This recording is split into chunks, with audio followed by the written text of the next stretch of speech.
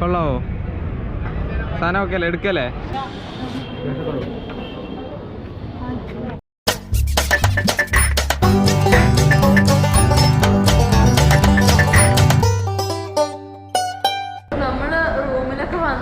ഫ്രഷപ്പൊക്കെ ആയി കുറച്ച് സാധനങ്ങൾ വാങ്ങിക്കാണ്ട്. കാരണം നമ്മൾ 3 മണിയാകുമ്പോഴത്തേക്ക് ഹിമാചലിലേക്ക് വണ്ടി കയറുമല്ലോ.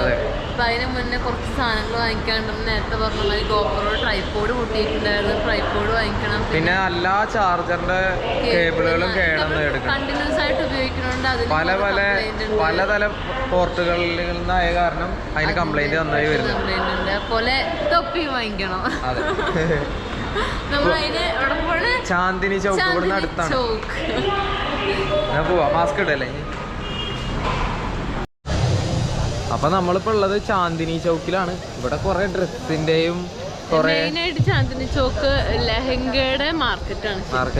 ഇവിടെ ഏറ്റവും കൂടുതൽ നമുക്ക് കാണാൻ പറ്റിയ ലെഹങ്കയുടെ കടകളായിരിക്കും. കണ്ടില്ലേ, ഈ റോ ആ റോ വരെ ലെഹങ്കയുടെ കടകൾ ഇഷ്ടം പോലെ ഉണ്ട്. അതുപോലെ കല്യാണത്തിന് ആവശ്യമായിട്ടുള്ള ജ്വല്ലറി, അതുപോലെ സ്യൂട്ട്സ്, പിന്നെ ചെരുപ്പ്, എല്ലാത്തിനും കല്യാണ കത്തുകളുടെയും ഭയങ്കരമായിട്ടുള്ള കടകൾ ഈ ഭാഗത്തൊക്കെ നമുക്ക് കാണാൻ പറ്റും. ഇഷ്ടം പോലെ ഉണ്ട്. ഇതിന്റെ അടുത്ത് ഓൾറെഡി അല്ലേ? അതെ.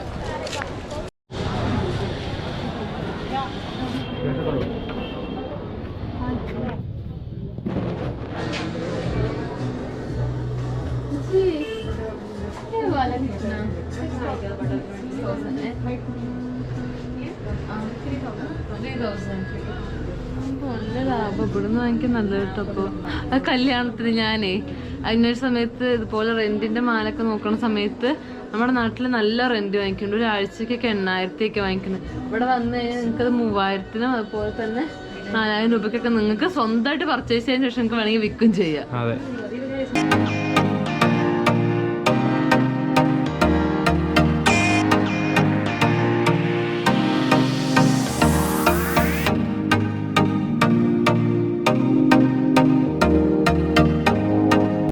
സംഭവം ഇതൊക്കെ കാണുമ്പോഴല്ലോ കല്യാണം കഴിക്കുന്നൊന്നും കിട്ടോ.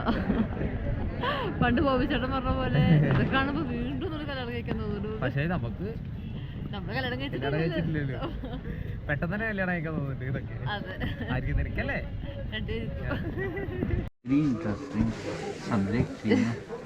Very interesting subject. Actually, he capturing us.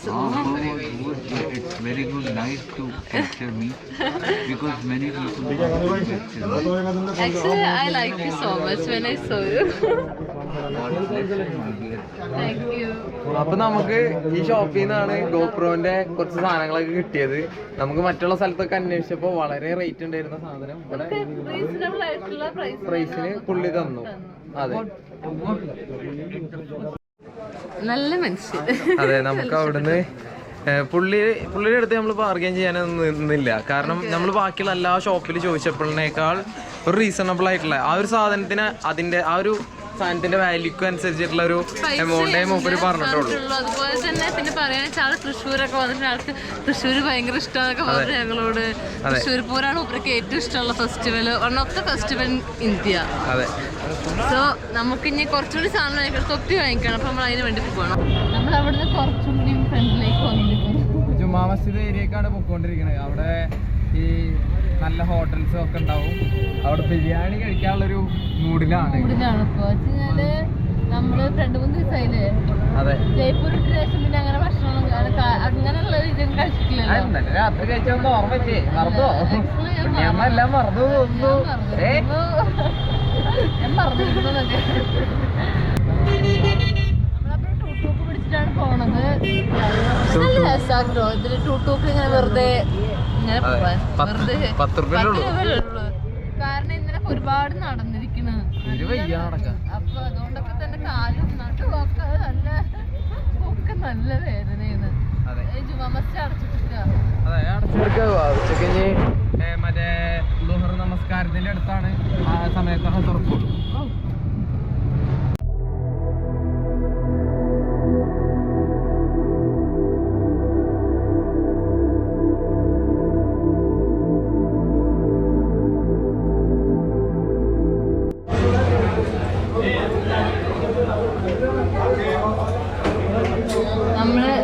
Beypore കണ്ട പോലെ തന്നെയാണ് ഇവിടെ ഇത് നമ്മുടെ ജുമാ മസ്ജിദിന്റെ ഗേറ്റ് 1 കൂടെ ഫ്രണ്ടിലേക്ക് നടക്കുമ്പോൾ ഒരു കടയുടെ പേര് നോക്കാൻ പറഞ്ഞത് റഹ്മത്തുള്ള ഹോട്ടൽ.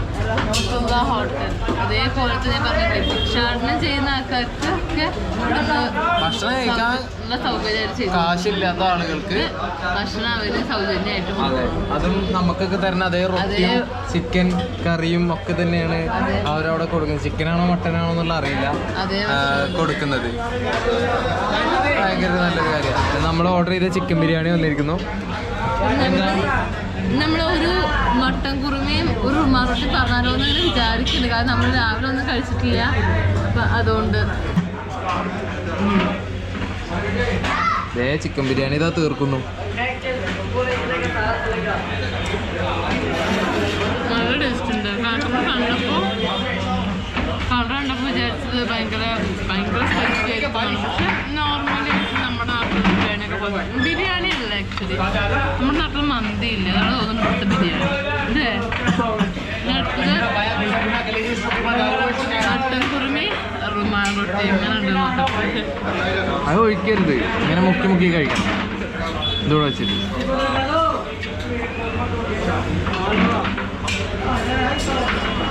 മട്ടനൊക്കെ പീസൊക്കെ നല്ല സോഫ്റ്റ് ആവുന്നുണ്ട്. പറയാൻ പറ്റില്ല.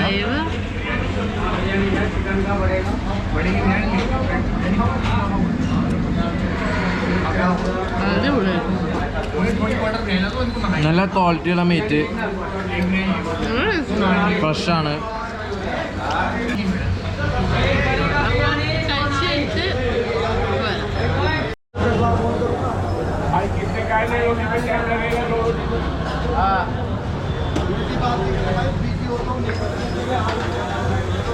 നല്ല ഭക്ഷണമായിരുന്നു കേട്ടോ. പിന്നെ നമ്മൾ എന്താ ഉദ്ദേശിക്കുന്നത് വെച്ച് നമ്മുടെ വീഡിയോകളിൽ വെച്ച് കഴിഞ്ഞാൽ ഫേമസ് ആയിട്ടുള്ള ഭക്ഷണങ്ങൾക്ക് വേണ്ടിയിട്ടല്ല നമ്മൾ നടക്കുന്നത്. അതായത് ഒരു നാട്ടിൽ പോയിട്ട് നമുക്ക് എക്കണോമിക്കലായിട്ട് നല്ല ഫുഡ് എവിടെ കിട്ടുന്നുള്ളതാണ് നമ്മൾ നോക്കുന്നത്. അപ്പോൾ വീഡിയോ കാണുമ്പോൾ എല്ലാവർക്കും തോന്നും ഞങ്ങൾ എന്താ പറയുക നാട്ടിലെ ഭയങ്കര ഫേമസ് ആയിട്ടുള്ള ഭക്ഷണം കഴിക്കാറുണ്ട്. അങ്ങനെയല്ല.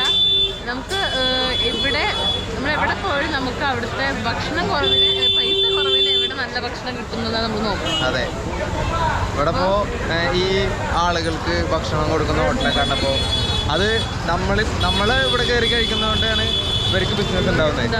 അപ്പോൾ അതുകൊണ്ടാണ് ഇവർ ഇങ്ങനെ പാവപ്പെട്ട ഭക്ഷണം കഴിക്കാൻ പൈസ ഇല്ലാത്ത ആളുകൾക്ക് കൊടുക്കുന്നത്. അതെ, ഒരു നല്ല കാര്യമാണത്. നല്ല കാര്യമാണ്. നമുക്ക് ഇനി കുറച്ച് ആളുകൾ വാങ്ങിക്കാണ്ട് തൊപ്പിയൊക്കെ വാങ്ങിക്കാണ്ട് തൊപ്പിയുടെ ഒരു കട അവിടെ തന്നെ ഉണ്ട്. കൊള്ളാവോ? സാധനം ഒക്കെ അല്ലേ, എടുക്കല്ലേ? 200 രൂപ പറഞ്ഞു. നമ്മൾ നന്നായി ബാർഗൈൻ ചെയ്തിട്ട് 100 രൂപയിൽ എത്തിച്ചിട്ടുണ്ട്. മൂപ്പരെ പറഞ്ഞിട്ട് കാര്യമില്ല, ഇപ്പൊ ഈ കൊറോണ കാലല്ലേ.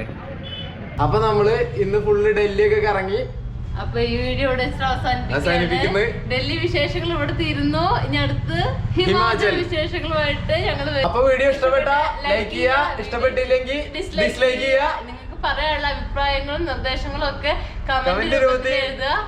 പിന്നെ ചാനൽ സബ്സ്ക്രൈബ് ചെയ്യാൻ മറക്കരുത്. സൈഡിലുള്ള ബെൽ ബട്ടൺ എനേബിൾ ചെയ്യണം. Okay, bye bye.